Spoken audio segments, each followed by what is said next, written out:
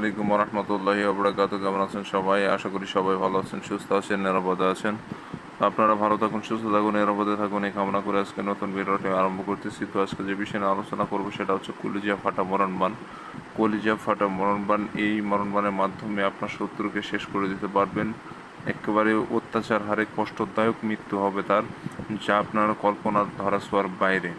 তো যে শত্রু আপনাকে জ্বালাচ্ছে, ক্ষতি করতেছে, 10টা মানুষের ক্ষতি করতেছে, খারাপ নিকৃষ্ট একজন ব্যক্তিত্ব, তাকে যদি আপনি মারতে চান তাহলে এই মরণবাণটি তার জন্য 100% শাস্তিমূলক প্রযোজ্য হবে।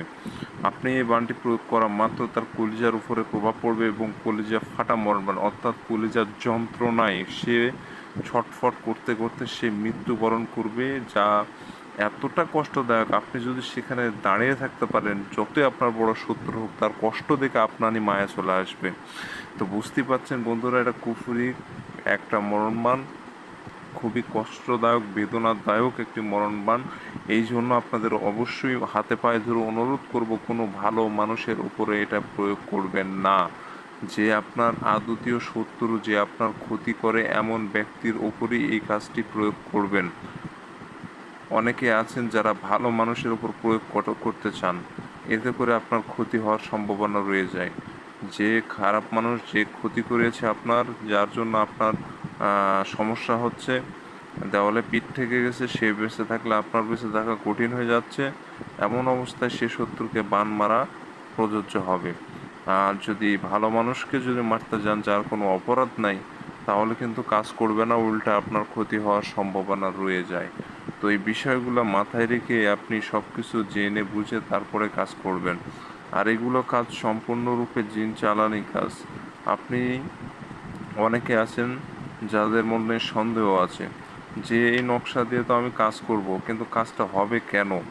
সাধারণ একটা নকশা কিভাবে শত্রু মারা যাবে? আমি এই নকশাতে কাজ করব এবং শত্রু মারা যাবে, এটা তো আশ্চর্য ব্যাপার, কেন? তো বন্ধুরা, আপনারা যারা এরকম প্রশ্ন নিজের মনের মধ্যে আছে, তাদের প্রশ্নের উত্তরে আমি বলবো যে প্রত্যেকটা নকশার পিছনে মক্কেল থাকে।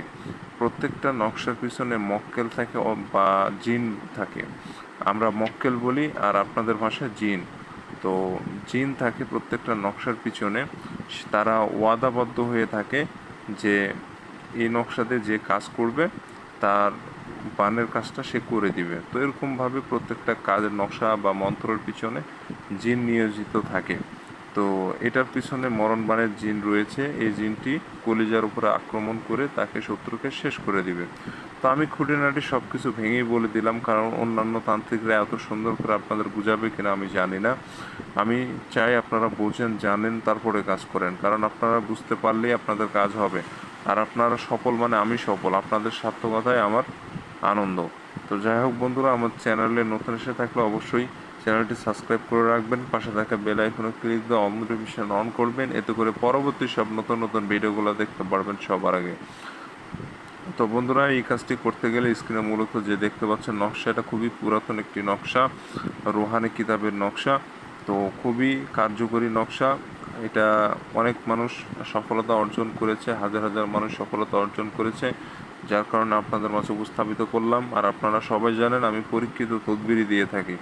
তো এই কাজটি করতে গেলে আপনাকে প্রথমে যা করতে হবে, সাদা কাগজ নিতে হবে। সাদা কাগজের উপরে জাফরান অথবা লাল কালি দিয়ে সম্পূর্ণ নকশাটা আপনাকে লিখতে হবে। চকচক সাদা কাগজ সংগ্রহ করবেন, কাগজের উপরে নোংরা আবর্জনা যেন না ভরে থাকে, পাক পবিত্র কাগজ হতে হবে এবং নিজেও পাক পবিত্র থাকবেন। আর এই নকশাটা শুক্রবার অথবা শনিবার, এই 2 দিনে যে কোনো একদিনে লিখবেন। এই 2 দিনের বাইরে অন্য কোনো দিনে নকশা লিখলে নকশা কাজ করবে না। তবে রাতে অঙ্কন করবেন, রাত 10টার পর যে কোনো টাইমে অঙ্কন করে ফেলবেন নকশাটি। যখন নকশাটা অঙ্কন করবেন, আশেপাশে কেউ যেন না থাকে, নিরিবিলি জায়গায় বসে একাকী এক ধ্যানে এক মনস্কে সম্পূর্ণ নকশা কমপ্লিট করতে হবে। নকশা লেখার সময় মস্তিষ্কে অন্য কোনো চিন্তা রাখা যাবে না। তবে নকশা লেখা অবস্থায় অবশ্যই কারোর সাথে কোনো প্রকার কথা বলবেন না। স্কেল দিয়ে দাগ টেনে, সুন্দর করে কষি টেনে আপনি নকশাটা কমপ্লিট করবেন। তো যখন নকশা অঙ্কন করবেন, যে জায়গায় বসে নকশাটা লিখবেন, আশেপাশে কেউ যেন না থেকে মানে কোলাহল মুক্ত জায়গা হতে হবে এবং জায়গাটাও পাক পবিত্র যেন থাকে, বিষয়টা লক্ষ্য রেখে আপনাকে সম্পূর্ণ নকশাটি কমপ্লিট করতে হবে। তো এইভাবে সব কিছু খুঁটিনাটি বিষয়গুলো লক্ষ্য রেখে আপনাকে কাজটি সম্পন্ন করতে হবে।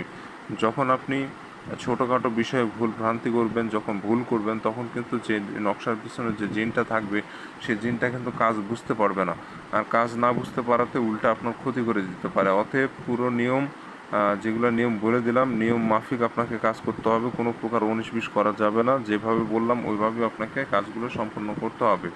তো সব কাজ ওকে হয়ে গেলে আপনি নকশার নিচে নাম দিতে হবে আপনাকে। আপনি দেখেন নকশার সাইডে কিছু হরফ দেখতে পাচ্ছেন, এই নকশার সাইডের যে হরফগুলা ওগুলো আপনাকে লিখতে হবে না, শুধু ওই সার্কেলের বর্ডারের ভিতরে যেসব আহ, হরফ বা সংখ্যা আছে সেগুলো আপনাকে লিখতে হবে। নকশার বাইরে যে সংখ্যা বা হরফ যেগুলো আছে এগুলো আপনাকে লেখার প্রয়োজন নাই। তো নকশা কমপ্লিট হয়ে গেলে নকশার নিচে আপনাকে শত্রুর নাম তার পিতার নাম দিতে হবে, অথবা নকশা যে সাইডে লিখেছেন তার বিপরীত সাইডে যেখানে ফাঁকা থাকবে সেখানে অপর সাইডে বিপরীত পৃষ্ঠায় আপনি শত্রুর নাম দিবেন, শত্রুর পিতার নাম দিয়ে দিবেন, অথবা নিচে দিয়ে দিবেন। তো এভাবে করে নকশা কমপ্লিট করা হয়ে গেলে আপনাকে সূরা নাস একবার পড়ে নকশার উপর ফু দিয়ে নকশাটা আগুনে জ্বালাই দিতে হবে। সূরা নাস একবার পড়ে নকশার উপর ফু দিয়ে আগুনে জ্বালাই দিতে হবে।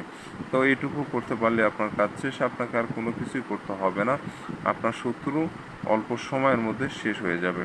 তো বন্ধুরা কাজ করেন, আর যারা অনুমতি নেবেন চ্যানেল সাবস্ক্রাইব করে কমেন্টে নাম লিখবেন, অনুমতি পেয়ে যাবেন। যারা চ্যানেল সাবস্ক্রাইব করবেন না তারা অনুমতি কখনোই পাবেন না। আর বন্ধুরা যারা কাজ করবেন অবশ্যই চ্যানেল সাবস্ক্রাইব করে কমেন্টে নিজের নামটা লিখে দিয়ে কাজ শুরু করে দিবেন। আমাকে ইমুতে এসে অনুমতি চাইলে কিন্তু আমি কাউকে অনুমতি দেব না। কথা বুঝতে পেরেছেন? অনুমতি দেব না, তাকেই দিব যে চ্যানেল সাবস্ক্রাইব করে কমেন্টে নাম লিখেছে এবং কাজ করেছে। আমার মুখ থেকে অনুমতি নেওয়া শোনা লাগবে না আপনাদের। আর যারা ব্যক্তিগত সমস্যায় ভুগতেছেন তারাই শুধু যোগাযোগ করবেন আমার সাথে ইমুতে। তো এই ছিল মূলত বিষয়। ভালো থাকবেন, সুস্থ থাকবেন, দেখা হচ্ছে পরবর্তী কোনো এক নতুন ভিডিওতে।